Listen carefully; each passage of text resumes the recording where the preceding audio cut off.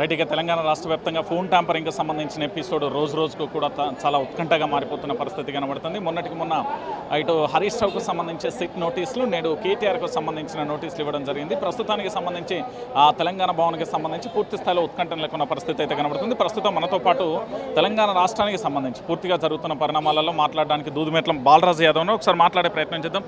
ఎట్లా చూస్తారు ఈ ఫోన్ ట్యాంపరింగ్కి సంబంధించి? మొన్న హరీష్ రావు, నేడు కేటీఆర్, రేపు కేసీఆర్ కవిత కూడా కావచ్చు అనే ఒక ఆరోపణ అయితే కనబడుతుంది. దానికి సంబంధించి ఇప్పటికీ ప్రభుత్వం వచ్చిన తర్వాతకి గౌరవ పార్టీ వర్కింగ్ ప్రెసిడెంట్ కేటీఆర్ గారిని 3 సార్లు ఏసీబీకి పిలిచారు, ఒక్కసారి ఈడీకి పిలిచారు, మళ్ళీ ఈరోజు సిట్ పేరుతో విచారణ పిలుస్తూ ఉన్నారు. ఇవాళ సిట్టు విచారణ తప్ప ఈ రాష్ట్ర ప్రభుత్వం, ఈ రాష్ట్ర ముఖ్యమంత్రి రేవంత్ రెడ్డి గారు ప్రజలకు ఇచ్చిన హామీల మీద విచారం మాత్రం వ్యక్తం చేస్తూ ఉన్నాడు. అంటే సిట్టు విచారణ ఏమో ప్రతిపక్ష నాయకుల మీద చేస్తూ ఉన్నాడు, కానీ ప్రజలకు ఇచ్చిన హామీలను మాత్రం చేయలేకపోతున్నామని విచారం వ్యక్తం చేస్తూ ఉన్నాడు. ఇవాళ మేము అడుగుతూ ఉన్నాం, అయ్యా రేవంత్ రెడ్డి గారు, మీరు సిట్టు వేస్తూ ఉన్నారు, విచారణ చేస్తూ ఉన్నారు కదా, ఓకే, ఇది మేము చట్టాన్ని గౌరవిస్తాం, పోలీస్ వ్యవస్థను గౌరవిస్తాం, మీరు వేసిన సిట్టుని గౌరవిస్తాం, అక్కడ పోయి మేము ఏం కావాలో ఆ సమాధానం చెప్తాం. మేము ప్రతిపక్ష పార్టీగా మేము డిమాండ్ చేస్తున్నాం, మిమ్మల్ని ఏదైతే నైని కోల్ బ్యాక్ ఏదైతే జరిగిందో దాని టెండర్లలో గోల్మాల్ జరిగిందని ఆరోపణ చేస్తూ ఉన్నాం. దయచేసి విజ్ఞప్తి చేస్తూ ఉన్నాం రేవంత్ రెడ్డి గారిని, దాని మీద సిట్టేయండి, దాని మీద విచారణ చేయండి. దానిలో మీ బామ్మార్ది, అదేవిధంగా నీ మంత్రివర్గ సహచరులు, నీ క్యాబినెట్ మినిస్ట్రీ ఎటువంటి గోల్మాల్ చేసిందో ఒక్కసారి ప్రజలకు వివరించమని సిట్ ద్వారా తెలియజేస్తూ ఉన్నాం. రెండోది, గ్రీన్ఫీల్డ్ హైవే భూములకు సంబంధించి ఆ భూములలో ఎవరు ఎన్ని రకాలుగా చేసుకున్నారు, ఎన్ని రకాల గోల్మాల్ వ్యవహారం జరిగింది, దాని మీద ఒక సిట్ విచారణ చేయండి. అదేవిధంగా ఎస్యూ భూములకు సంబంధించి దాని మీద ఒక సిట్ ఏర్పాటు చేయండి.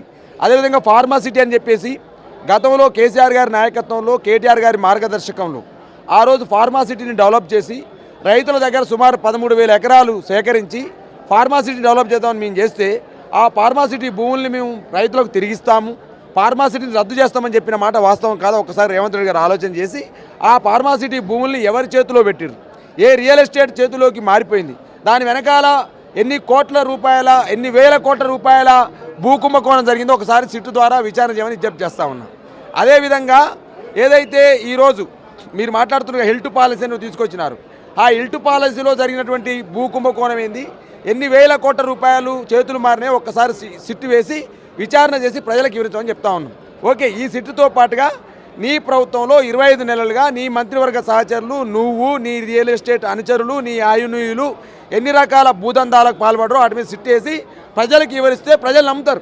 కానీ ఒక ప్రతిపక్ష నాయకులనే టార్గెట్ చేస్తూ హరీష్ రావు గారు నన్ను ప్రభుత్వాన్ని ఏదైతే సంక్షేమ పథకాలు అమలు చేస్తలేరని టార్గెట్ చేస్తున్న సందర్భంలో కావచ్చు, కేటీఆర్ గారు నీ ప్రభుత్వం నువ్వు ఇచ్చిన హామీలు అమలు చేస్తారని చెప్పేసి రోజు విమర్శిస్తున్న సందర్భంలో నన్ను విమర్శిస్తారా, నా ప్రభుత్వాన్ని విమర్శిస్తారా అనే విధంగా సిట్ ఏర్పాటు చేసి బీఆర్ఎస్ పార్టీ నాయకత్వాన్ని, కేటీఆర్ గారిని, హరీష్ రావు గారి యొక్క క్యారెక్టర్ను అసాసినేట్ చేసే ప్రయత్నం ఏది జరుగుతుందో దాన్నే కుట్రగా అంటా ఉన్నాం, దాన్నే ప్రతీకార చర్యగా భావిస్తూ ఉన్నాం. కాబట్టి అయా రేవంత్ రెడ్డి గారు ఆ వైపు అంశాలన్నీ కూడా విచారణ చేసి ఈ అంశాలుగా విచారణ చేస్తే డెఫినెట్గా భావిస్తాం.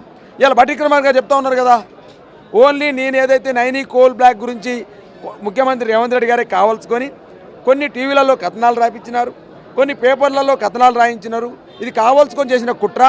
ఓకే, దీన్ని రద్దు చేస్తూ ఉన్నా, మరి సీఎం బామ్మార్ది సుజయ్ రెడ్డి సంగతి ఏందని చెప్పేసి ఆయన క్వశ్చన్ చేస్తున్న సందర్భం, మరి దీనిపైన కూడా రేవంత్ రెడ్డి గారి అనుచరగాను సమాచారం చెప్పాల్సిన అవసరం ఉంది.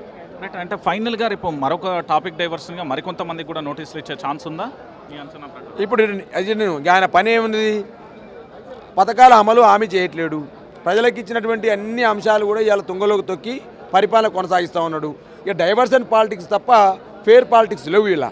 కాబట్టి ప్రజలకు అర్థమైపోయింది, ఇలా కేటీఆర్ గారి మీద, హరీష్ రావు గారి మీద ఇచ్చే సిట్టు విచారణతోటి ఏదో చేస్తారని చెప్పేసి ఆయన భ్రమపడుతుంది. కానీ ఏం చేయలేవు రేవంత్ రెడ్డి గారు, రోజు రోజుకి నీ పేరు ప్రజలలో అప్రతిష్ట పాలవుతా ఉన్నాను తెలియజేస్తా ఉన్నా. Thank you. రైట్, చూస్తారు కదా, మొత్తానికి తెలంగాణ భవన్కు సంబంధించి పూర్తి స్థాయిలో కూడా ఉద్రిక్త పరిస్థితులు అయితే నెలకొన్నాయి. మరి ఏం జరుగుతుంది, ఎలా ఉండబోతుంది అనేది మనం కూడా వేచి చూద్దాం.